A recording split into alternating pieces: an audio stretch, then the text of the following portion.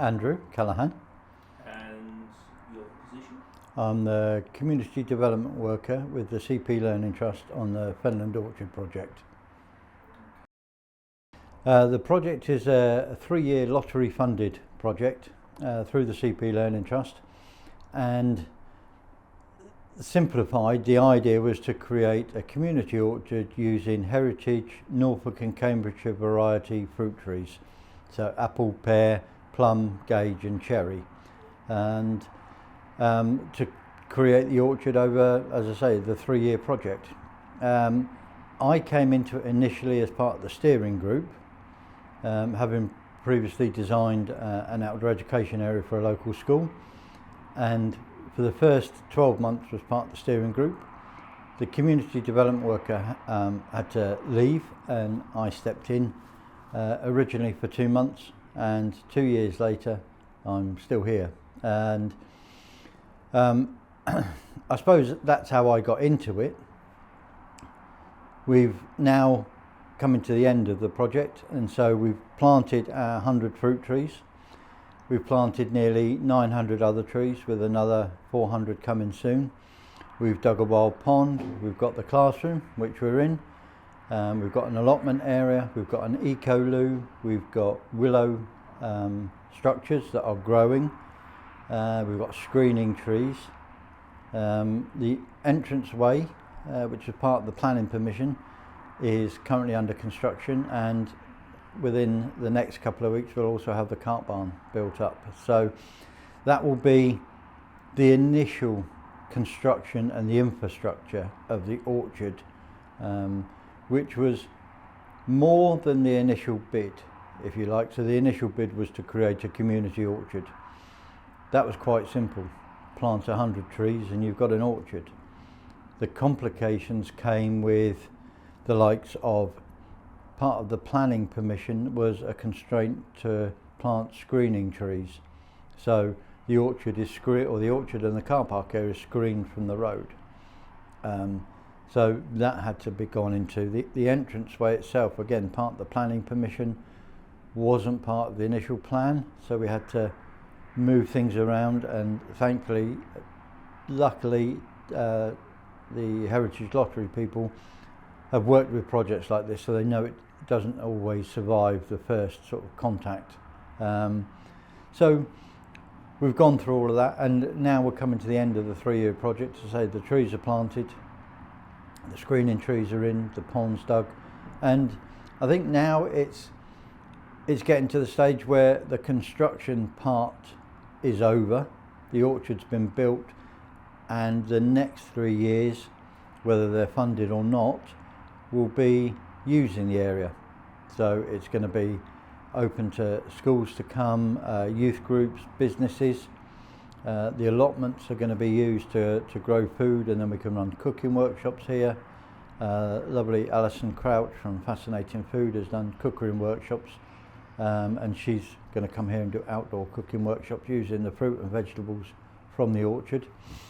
Plans to do a fen garden, a bog garden if you like, modelled on flag fen, and that will be with a causeway through it, and hopefully we'll have a modern wind turbine to power the water pump for that. Keeping bees, we'll be doing that as well in the future. So we've got lots of plans for the orchard.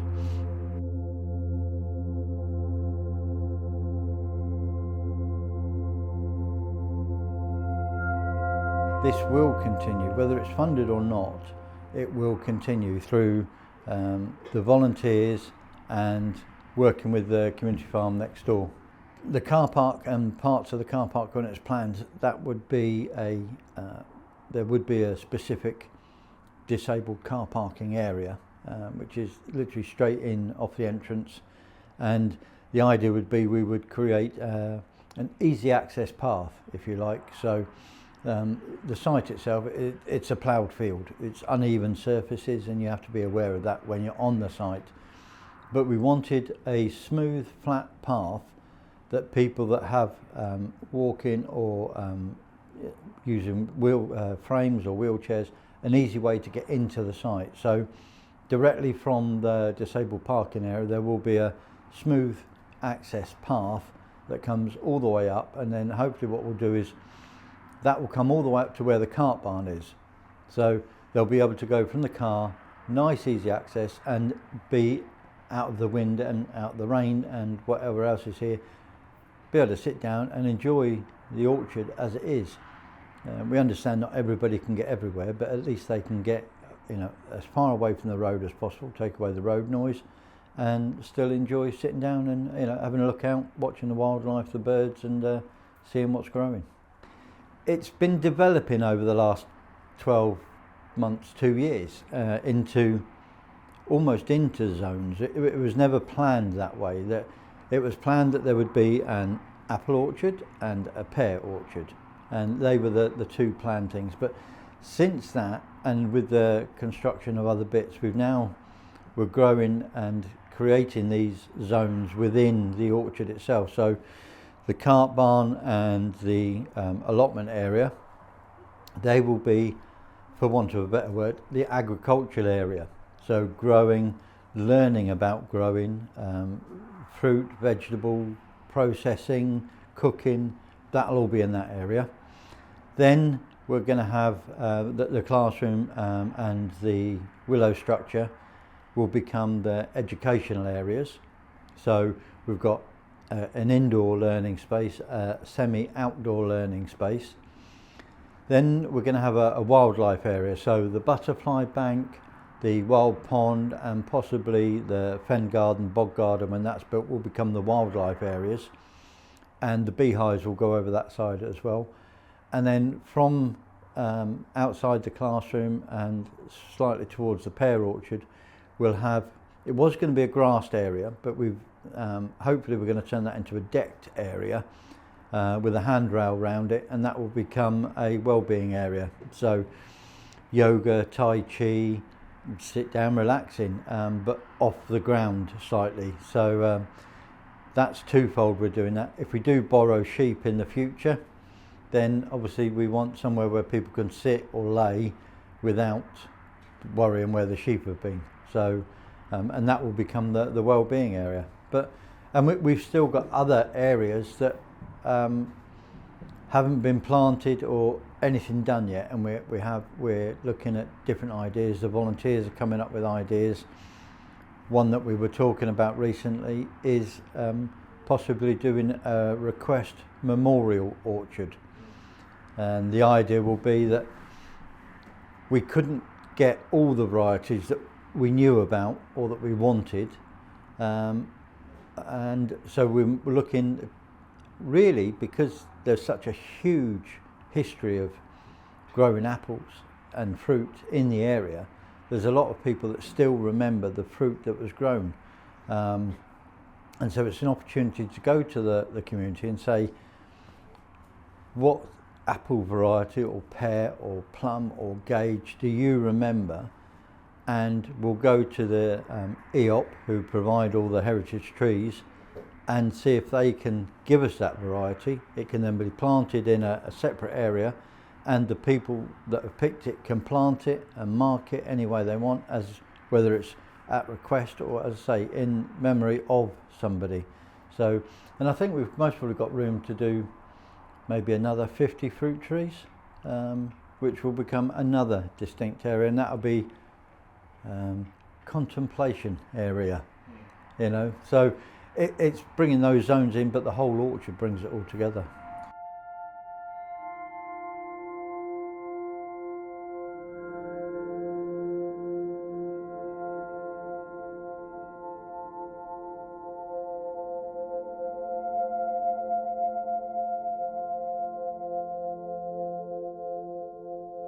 We have worked with other orchards, but orchards that are privately owned. So we've had the opportunity to go around and see what's there.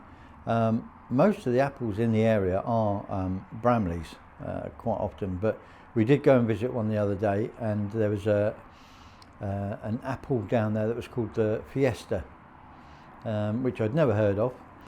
And the reason I'd never heard of it is they created this variety, grew it, and it never sold. So they changed the name to Red Pippin, and I thought, oh, I know the red pippin, and it's the same as the Fiesta, but they changed the name because it wasn't selling, and suddenly it started to sell. And that's on a local privately owned orchard. So we're finding out as we go. It's a learning process for both me, the volunteers, and people that come and visit. And we're also learning from the community that used to work on orchards, and William H. Norman orchard, we've done a Blossom Day there, so they're a commercial orchard, but they do help us out with bits, and other people that are around. I'll be honest, the volunteers we have and the volunteers we're hoping to get, their role is almost identical to my role, in as much as we all, between us, we've grown the orchard into what it is. We've done exactly the same jobs, we've worked the same things, we're all trying, although they came into after the design of the orchard, they are putting forward their ideas, i.e. the request or memorial garden, that came from one of the volunteers, repairing the roof, changing that from a pitched roof to a pent roof, that was one of the volunteer ideas. So many different things that they come up with, and it makes the orchard their space. They're not volunteering to look after the orchard, they're volunteering to look after their orchard. You know, doesn't belong to any one person as such, and that's the whole role of the volunteer, is to come up here. They can do little bits of work, they can sit down and just have a chat. They don't have to do, and there's no specific roles. It's all about caring and maintaining for the fruit trees, and once a lot of the hard work has been done, that then means that it's the light work is what needs to be done. It's a small bit of caring. There's not much infrastructure that will need to be, to go into. So it's a great place to come, whether it's as a family, it's away from the road, and once the entranceway and the gate, etc., are up, it'll be a safer place for children under their parents' care. There's and they can come up as a family, they can do things, and we'll be hosting workshops and work days, so volunteers will come up and possibly spend the morning volunteering, stop for a lunch break, and then do some heritage skill workshop in the afternoon. So they give to the orchard, but then the project will give back. So it's a bit of work, a bit of enjoyment, and a bit of food, which is never a bad thing. We'd like the schools to come up. Well, we will be inviting schools, and one of the school head teachers is part of the steering group. That's the Orchard Academy, and I've worked with Nina Ramnoth, and we've done Blossom Day and wassailing with those schools. So we'd like them to come up and they can take on one of the allotment areas, and they can do growing food, or they can come up for educational bits, whether it's wildlife, whether it's biology, whether it's geography, whatever they want to do. It will be a space where they can come, enjoy being outdoors, learn about either what's here or any other subjects they need. But I think getting the students in and showing them what's here will lead to them coming back with parents to have a look at the area. And when you do that, you then build up a community base of people that will use and look after the orchard on a regular basis.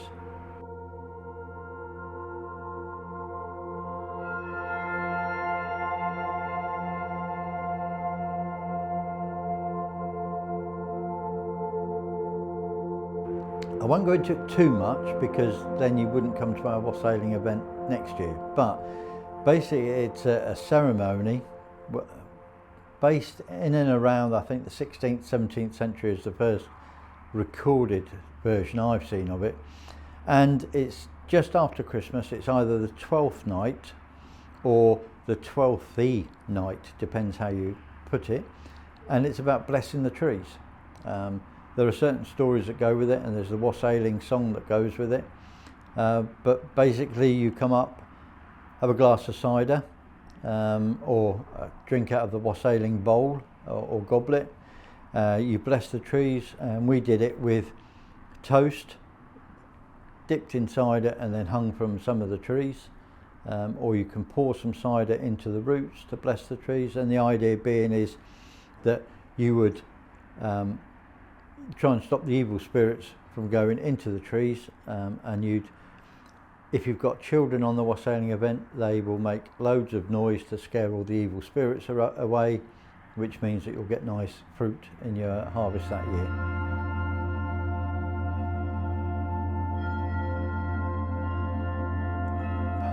The first usable fruit is likely to be in another 3 years, to make it more sustainable. So the end of this year, when it comes to October, Apple Day, the fruit that is starting to grow on the trees gets picked off early, because we want the energy that's coming into the tree to actually grow the tree, not grow the fruit. So we pick that off and let the tree grow. Next year you should be able to get better fruit. Whether that's going to be usable or not, that we don't know yet. It would be lovely if it is. I would suggest that even if the what they call the dessert apple is only likely to be good enough for cooking, and if it is, we'll be doing that. And then I would say at the end of 3 years, we're most probably going to have bees here, the allotments will be established, and the fruit will be established. So 3 years from now, no, 3.5 years from now, when we're looking at the fruit being grown, that's when we will we'll have a harvest bounty. I don't think we've got enough trees that we could work with cider. I think if we did that, our varieties would be sucked up into other varieties, so you wouldn't actually know what was in there, if you like. Whereas if the ones that we've got now, that I would imagine if you've got 2 or 3 fruits, you'll be able to make, a little bit of apple juice, but you'll be able to taste what those individual varieties can make. I mean, there's such a huge difference in taste in the different varieties that I've tasted with the plums and gauge in different that grow in different areas of East Anglia, and I'm hoping that the apples and the pears will be the same. My personal favourite, the Lord Peckover, purely because it was first recorded in Peckover House 100 years ago. I can't wait for that to grow and to taste that, and then possibly even, as I say, if we have an apple press, to make Lord Peckover apple juice. I mean, how good would that be?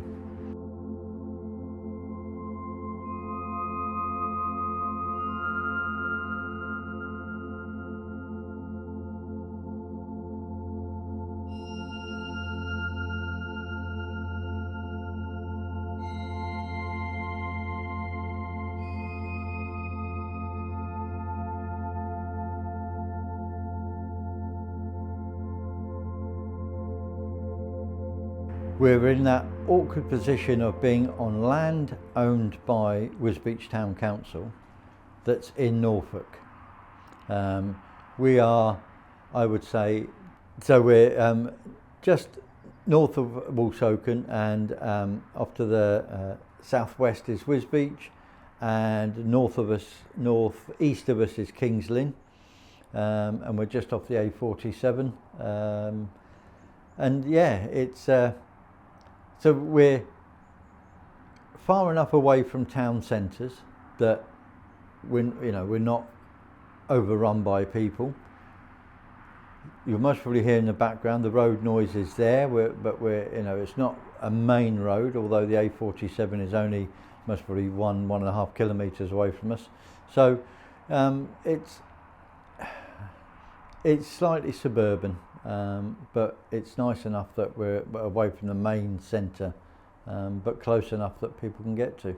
Last year we came up 5-6 o'clock in the morning doing scything, and you wouldn't hear or see anything apart from the odd seasonal worker going past on their bike, or the postman driving up the road. That was it. And it is, as you say, around sunrise, sunset. It's a lovely place to be and quite quiet.